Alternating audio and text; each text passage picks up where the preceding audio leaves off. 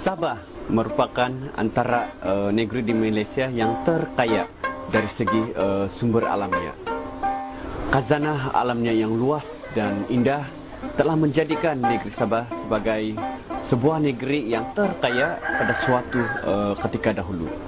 Khazanah yang luas dan indah ini telah menjadi mangsa kerakusan dan ketamakan manusia tertentu, sehingga menyebabkan negeri Sabah bertukar menjadi negeri yang termiskin.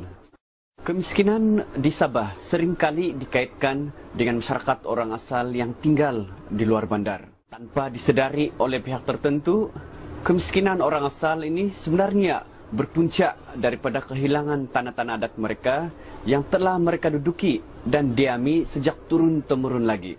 Kawasan wilayah adat yang menjadi sumber penerusan nafkah hidup sejak awal kehidupan mereka telah diberikan hak atau geran hak milik kepada orang lain. Ramai komuniti orang asal tidak mampu mempertahankan hak mereka karena tidak sedar bahawa mereka sebenarnya ada hak ke atas tanah hak adat anak negeri atau NCR. Kekurangan kesedaran ini telah diambil kesempatan sepenuhnya oleh pihak luar, termasuk pihak-pihak yang bertanggung jawab yang sepatutnya melindungi, mempertahankan dan menghormati undang-undang yang sudah termaktub dalam perundangan. Hari ini, masalah kehilangan tanah adat telah menjadi serius, malah semakin parah. Semakin hari, semakin banyak kawasan wilayah tanah adat orang asal telah diberikan geran oleh pihak kerajaan kepada pihak luar yang tidak sepatutnya berhak memiliki tanah tersebut. Hak pemilikan tanah adat telah diabaikan. Justru DVD ini diterbitkan khas untuk membantu komuniti orang asal dan masyarakat umum untuk memahami apakah hak orang asal ke atas tanah adat menurut perundangan dan apakah tindakan yang perlu dilakukan untuk mempertahankan dan seterusnya mendapat pengiktirafan ke atas pemilikan tanah hak adat anak negeri.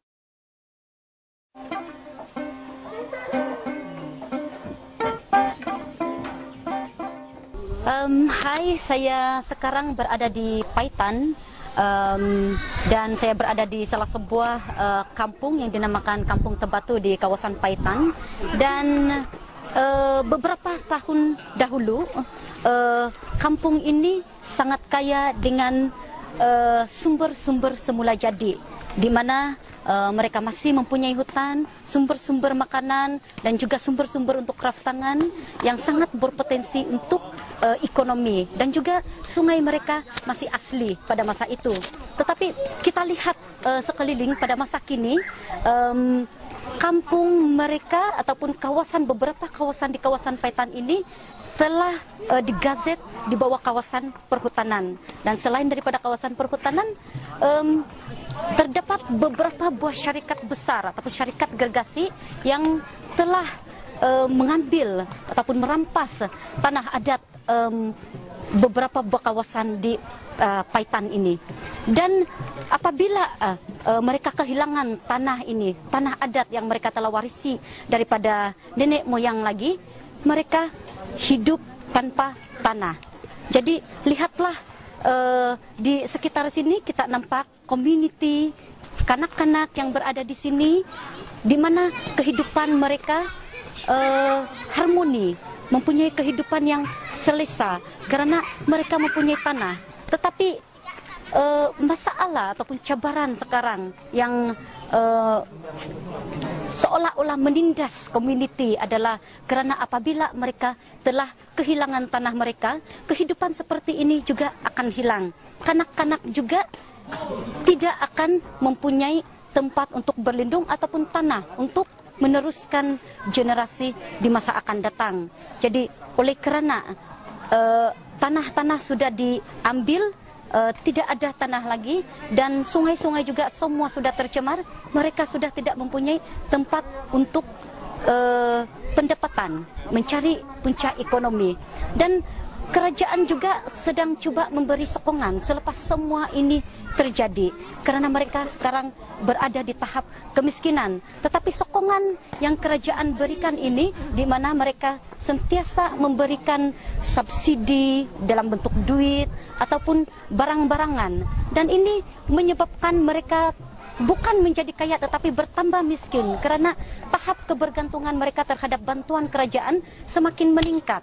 Jadi apa yang kita boleh buat sekarang? Sekiranya tanah itu, tanah adat kita masih ada di sini, tentulah kita mempunyai peluang yang tinggi ataupun boleh meningkatkan usaha kita untuk bergantung kepada usaha sendiri, karena kita masih mempunyai sumber-sumber dan tanah-tanah adat sekarang. Tetapi apa yang kita perlu buat sekarang, apa yang paling penting sekarang adalah untuk kita sama-sama berdiri, memperjuangkan hak kita terhadap tanah adat kita.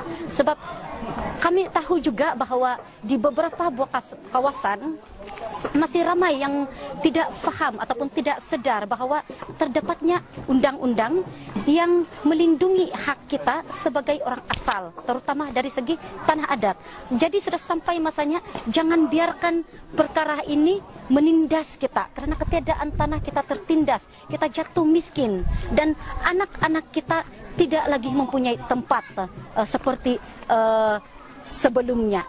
Jadi dengan itu saya menyeru kepada semua community ataupun orang-orang asal di seluruh Sabah amnya dan di seluruh Malaysia khasnya untuk meneruskan perjuangan, menegakkan keadilan dan menuntut hak kita sebagai orang asal.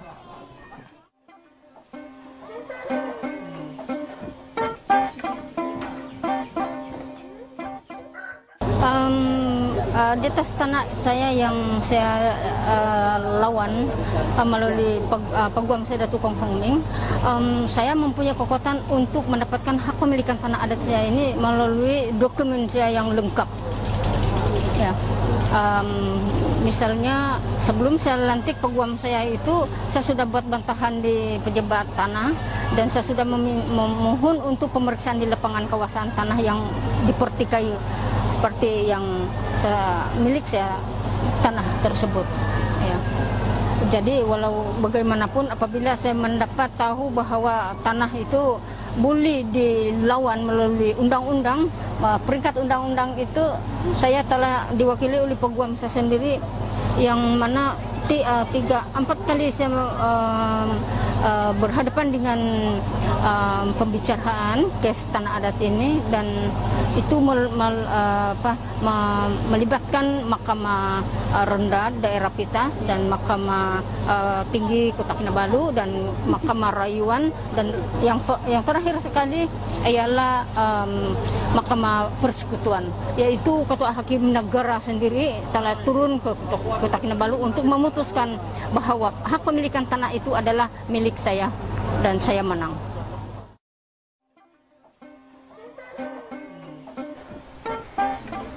Isu berkaitan dengan tanah adat ataupun NCR adalah sangat penting, karena tanah bagi komuniti orang asal adalah sumber kehidupan. Tanah bukan saja dilihat sebagai kawasan pertanian, kawasan perhutanan, ataupun kawasan tedahan, tetapi juga dilihat sebagai sebahagian daripada warisan budaya. Dan ini telah diperturunkan oleh nenek moyang kita, dan ini seharusnya kita pelihara untuk perturunkan kepada anak-anak kita dan juga generasi akan datang. Malangnya, sebagian daripada tanah adat ini sudah hilang karena diambil oleh orang luar, khususnya syarikat-syarikat yang besar untuk tujuan komersial. Apabila tanah adat kita hilang, sumber kehidupan kita akan hilang. Begitu juga dengan budaya kita, dan kita akan bertambah lebih miskin. Tidak heran nanti, satu hari nanti kita akan menjadi setinggan di tempat kita sendiri. Selepas melihat video ini, kita ada dua pilihan. Pilihan yang pertama ialah kita berdiam diri dan tidak buat apa-apa. dan membiarkan tanah kita hilang. Pilihan yang kedua ialah kita akan membuat satu pendirian dan kita akan memperjuangkan hak tanah adat kita. Undang-undang sedia ada seperti undang-undang tanah sememangnya sudah ada dan mengiktiraf hak kita terhadap tanah adat. Dan seharusnya kita pergunakan alat undang-undang ini sebaik yang mungkin. Saya berharap seluruh komuniti orang asal di negara kita akan terus bersatu, bekerjasama, dan saling bantu-membantu untuk mempertahankan hak tanah adat kita. Selamat berjuang.